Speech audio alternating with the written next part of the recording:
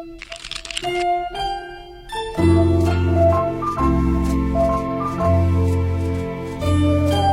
mau lanjut ke materi ikatan. Nah, gelap pisan kita ikatan kimia, Bu, dia masuk ngada-ngada. Nah, jadi di sini tuh aku ada suatu senyawa yaitu SF6. Gimana sih cara kita mencarinya? Gimana cara kita menentukan bentuk molekulnya? Let's go, kita bahas. Di sini tuh SF6. Di sini tuh jumlah atom CS-nya itu ada 16, jumlah atom F-nya itu ada 9. Kita tentuin aja pakai biar cepat pakai konfigurasi elektron. Yang pasti di sini 2 8, 2 tambah 8 10. Di sini kan ada 16. Berarti kurang 6, terus 6 di sini. Di sini 2. Karena dia nggak bisa pakai 8, langsung aja udah 7. Nah, kita udah dapat konfigurasi elektron. Ini kan si apa sih namanya? Si jumlah atomnya itu kan 9. Kan urutan konfigurasi.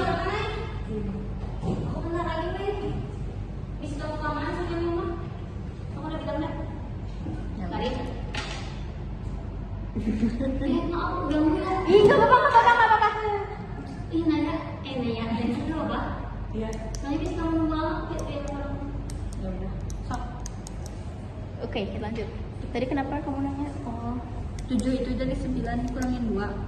enggak. Iya benar kata. Kan ini jumlah atom itu 9. Iya. Konfigurasi elektron itu urutannya tuh 2, 8, 18 sama 36. Enggak tahu berapa, aku lupa, Bu, maaf. Di sini kan berarti urutnya 2, 8 sama 18. Ya. Nah, kan di sini kan kalau kita pakai 8 itu kan 2 tambah 8 tuh jadinya 10. Sedangkan di sini jumlah atomnya 9. Berarti nggak bisa kita pakai 8. Berarti kalau di sini jumlah atomnya 9, kita udah pakai 2, berarti kurangnya tuh 7. Ngerti nggak sih? Oh, tadi kurangnya. Iya. Nah, ini juga 286 tuh karena 2 tambah 8 10 ditambah 6. Jadi si atom ini tuh S ini tuh ada di golongan 6, F ini ada di golongan 7. Gitu. Terus kita tentuin atom pusatnya. Di sini kan senyawanya SF6. Kita cari di mana indeksnya terkecil, itu adalah S. Kenapa S? Karena nggak ditulis, kalau nggak ditulis berarti indeks 1. Iya, betul. Berarti S ini indeksnya 1. Jadi kita tahunya di sini tuh S itu sebagai atom pusat. Terus kita kan kita udah dapet nih ini yang 286 yang konfigurasi elektronnya 6 kan. Nah, kita cara nyari kita PEI-nya dulu. PEI itu pasangan elektron ikat. Nah, berarti yang PEI itu dapat dari indeksnya yang ini nih. Ini kan F ada indeksnya 6, berarti PEI-nya 6. PEI itu indeks yang terbesar. Iya, indeks yang terbesar. Terus di sini tuh kita cari PE-nya. Cara cari PE-nya itu kan kita udah dapat nih, dia si S ini golongan 6. Kan dia S ini atom pusatnya. PEI-nya 6. Nah, kita tinggal tambahin 6 tambah 6 sama dengan 12. Nah, kita bagi 2 karena dia kan PE itu kan pasangan elektron. Nih, PE. Pasangan itu pasti 2 dong, berdua-dua gitu kan, berpasangan itu berarti 2. Nah, makanya dibagi 2 kata ibu. Jadi 12 bagi 2 tuh 6. Gitu. Jadi ini Dipakai nggak? 7-nya nggak dipakai. Berarti yang dipakai itu cuma indeks yang terkecil. Iya. Jadi kamu kalau mau cepat boleh aja hitung yang S-nya doang. Yang si atom pusatnya doang. Kalau F-nya nggak terlalu kepake sih secara. Jadi kita udah dapat PEI sama PE-nya. Nah, sekarang kita nyari PEB. PEB itu PEI dikurang PE. Di sini PEI-nya berapa? 6. Nah, PEI-nya 6. PE-nya berapa? 6. Jadi 0. Betul. Jadi dia tuh nggak ada PEB-nya. Jadi kita tulis rumusnya di sini AX. X itu PEI. Jadi PEI-nya yang mana? Berarti gimana nulisnya? Di sini terus 6. Iya. AX6. Di sini ada PEB atau enggak? Enggak usah kan 0 hasilnya. Berarti kita nggak usah tulis. Jadi udah rumusnya AX6. Bentar. Nah, gini tuh cara menentukan bentuk si senyawa, bentuk molekulnya tuh. Tadi atom pusatnya kan S. Kita tulis S ini tuh di tengah-tengah sebagai si pusatnya. PE-nya tadi ada 6 kan. Nah, kita 1, 2, 3, 4, 5 sama 6. Nah, ini F, F sama F, F, F dan F. Jadi di sekeliling S tuh ada F. Gitu. Karena indeks F-nya 6.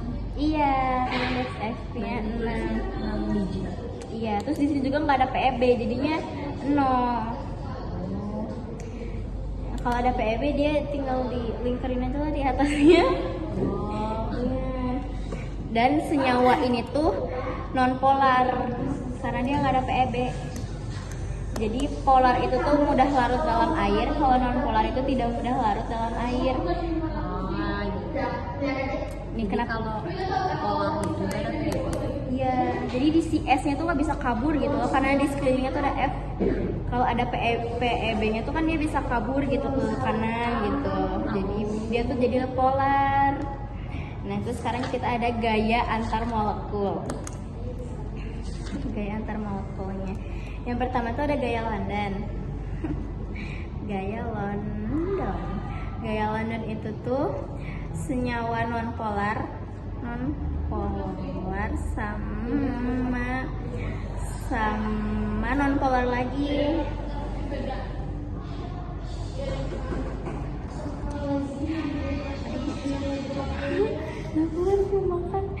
Nah, jadi gaya London itu kan gaya nonpolar sama nonpolar. Nah, jadi satu senyawa nonpolar ini tuh kan kayak gini bentuknya. Bentuknya tuh kayak si intinya gitu kan. Di sini tuh dia tuh elektron ya. Nah, senyawa nonpolar itu si elektron itu terus bergerak gitu loh. Sampai suatu saat si elektron itu lebih condong ke salah satu sisi. Nah, di sini lebih banyak, di sini lebih dikit. Nah, ini disebut dipol sementara. Jadi kalau ke satu sisi disebutnya dipol sementara. Betul. Awalnya kan dia tuh nonpolar gini kan, bulat utuh. Sekelilingnya tuh ada elektronnya. Nah, kan elektron itu kan bergerak-gerak terus. Nah, sampai suatu saat dia tuh si elektronnya lebih condong ke, misalkan lebih condong ke kiri gitu. Disebutnya dipol sementara. Iya, terus kan dia tuh nonpolar sama nonpolar. Berarti nonpolarnya tuh yang kayak gini lagi. Yang si elektronnya tuh apa ya? Netral sih, lebih gimana ya? Pokoknya si elektronnya tuh ada di sekelilingnya gitu. Nah, karena dia itu dipol sementara yang lebih condong di salah satu sisi, dia tuh bakal menginduksi ya, bakal mempengaruhi temennya. Dia bakal mempengaruhi temennya.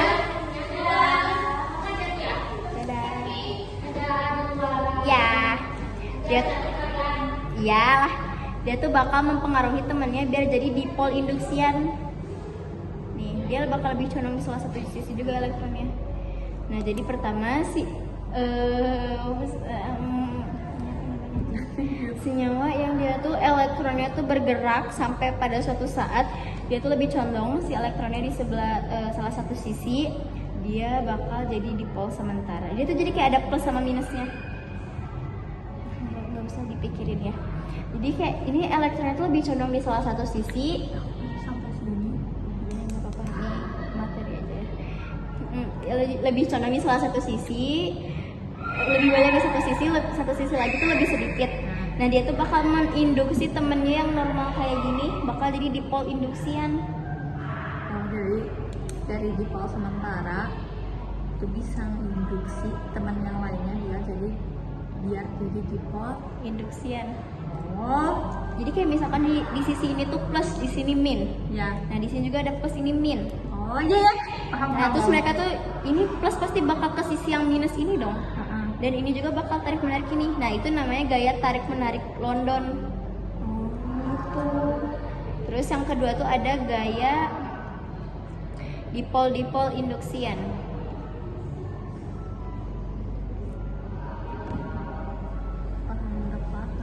Nanti kalau nggak paham tanya aja. Nah dipol induksi. Nah dipol berarti dia tuh satu senyawanya tuh udah condong di satu sisi dengan elektronnya. Dia tuh dipol tetap. Jadi dia tuh ada plus ini min. Udah kayak gini dari sononya. Nah terus dia tuh bakal menginduksi yang kayak gini. Yang senyawanya kayak gini, dia bakal menginduksi biar sama kayak gini.